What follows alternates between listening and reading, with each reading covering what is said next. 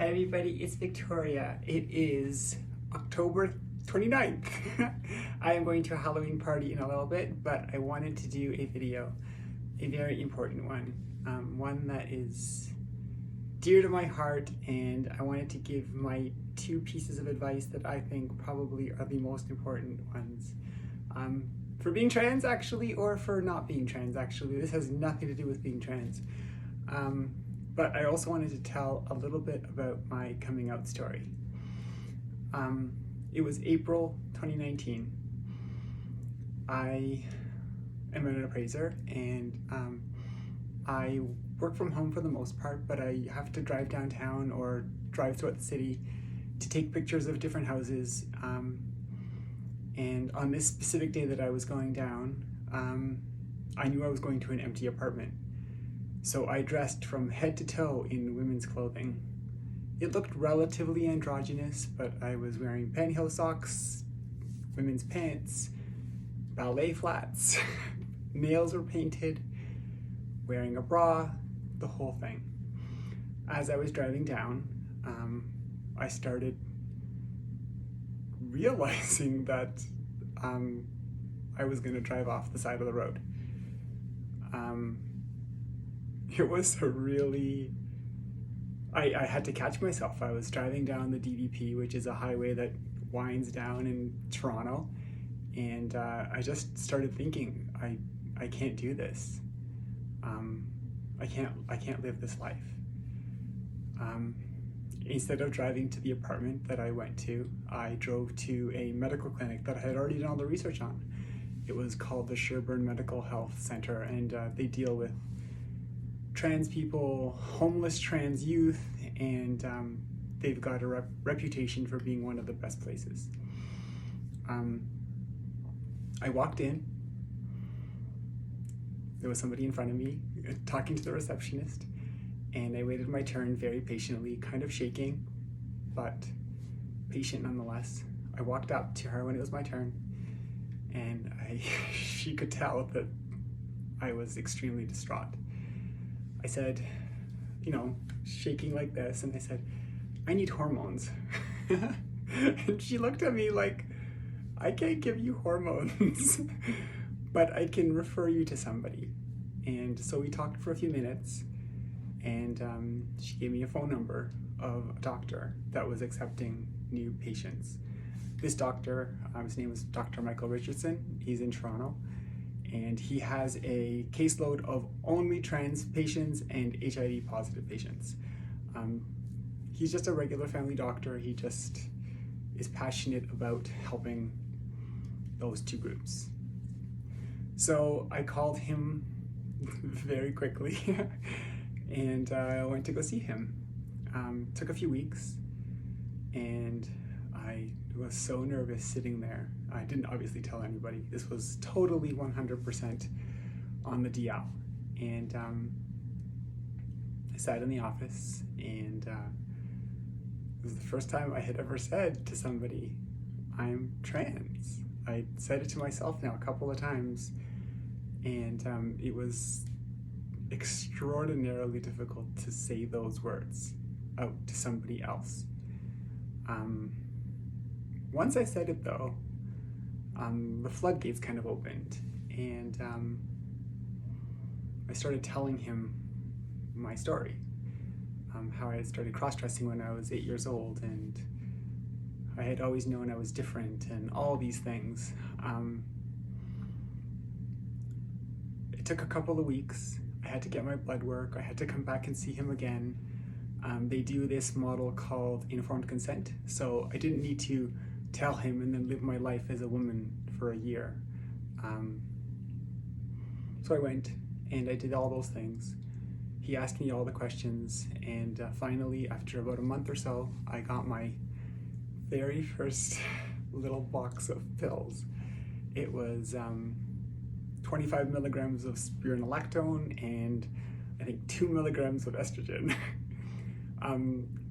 The benefits were instantaneous, of course, not because the hormones were doing anything, but because I finally felt like I was on the journey.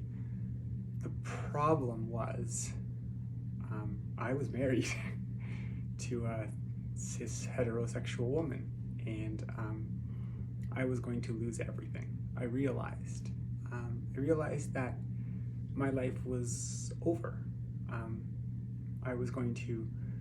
I made the conscious decision, very shamefully, to not say a word to anybody, to continue to live my life just as normal, so I could give my kids hugs, give my wife a kiss, live my perfect life.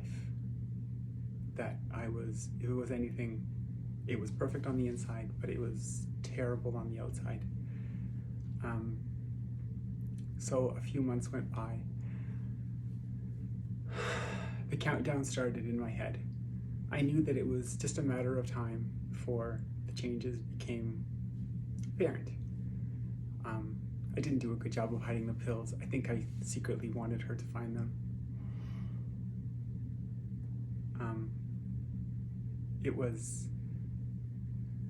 I can't really talk about it because I'm going to a party and I did my makeup.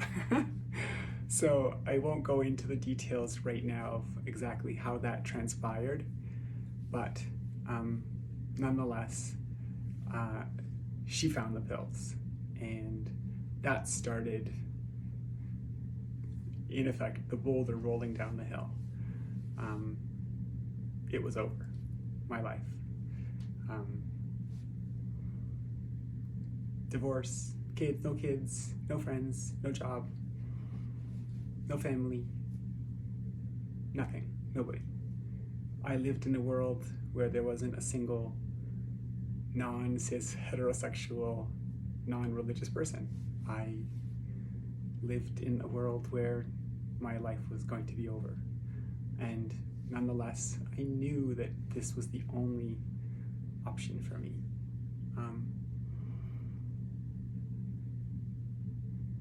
We tried counseling. It didn't work. Once they told me that I was actually confused, I think that was the day that I finally realized that the counselor didn't know what he was talking about. It was the first time in my life that I wasn't confused. The world made sense. But knowing that the internal life of mine was finally coming out also meant that my entire life that was on the outside was going to end. I hadn't told anybody else. Only she knew, and her parents, obviously. And it started the divorce proceedings, in effect. We hadn't told the kids. I hadn't told anybody else. I told my parents. They didn't react very well. Finally, it was the day to tell my best friend.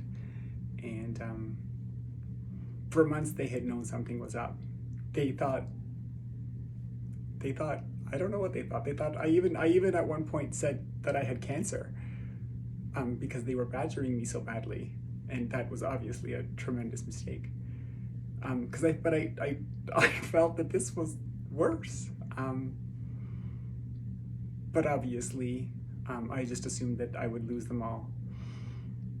I met my best friend at a dinner place, and it took a very long time to say the words, maybe 20 minutes or so. But at this point, I was batting 0 for 3. No wife, no family, none of her family. I knew that my life was over, but at least in some ways it was beginning as well. My friend Rish, bless his heart, he was the first one to tell me it was okay, that he was still gonna be on my side. All I needed was that one. I needed that one little victory, and I got it. And then, slowly but surely, the small victories started taking shape. Other friends, a Facebook post that I posted that got lots of support. The divorce went through, obviously. I lived by myself. And the story isn't really over, but I've learned lessons along the way, obviously. As much as there was so much shame and so much guilt about the coming out process, I was selfish. I kept my wife and my kids longer than I should have. I should have told them right away. But if I had to do it again 1,000 times, like Groundhog Day, I'd make the same decision. I got to spend 6 months longer with them as a happy family. Luckily, my kids still love me. I still have a great relationship with them. And my parents have even come around. So it gets better. That's my first piece of advice. For as hard as it is, it does get better. My second piece of advice is it's better to be hated for who you are than to be loved for who you aren't. This is probably the most important one. I had a perfect life before I transitioned.